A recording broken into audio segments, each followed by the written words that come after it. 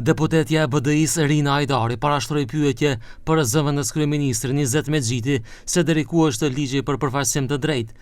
Nuk e kundërshtuat shfuqizimin e balancuesit, ndërsa deri tani kaluan mbi 9 muaj dhe ju nuk e keni miratuar këtë ligj, tha Ajdari. Nëse nuk e keni sjell në kuvent ligjin për përfaqësim të drejtë, nuk e keni paraqitur në publik dhe as e tregoni saktësisht kush është në grupin e punës, realisht ne po pyesim për kë po punon ky grupi punës, për shqiptarët, për balansimin e sistemit, apo për një normalizim të diskriminimit të heshtur që tani po duket i pranueshëm edhe përfaqësuesve shqiptar në qeveri.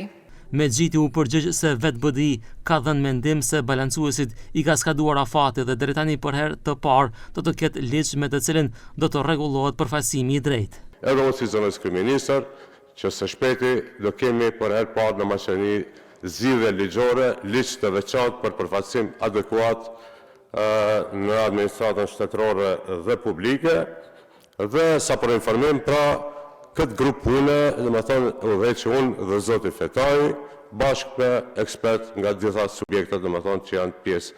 Ajdari parashtroi pyetje edhe ministrit për politikë sociale, Fatmir Limanit, sepse nuk punësohen shqiptarë në institucione. Limani me shembull konkret ju përgjigj se ku janë emëruar shqiptarët.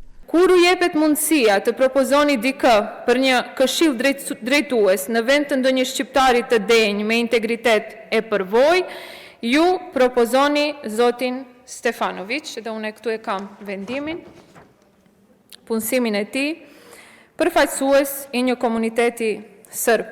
Çfarë mesazhi jepni kështu?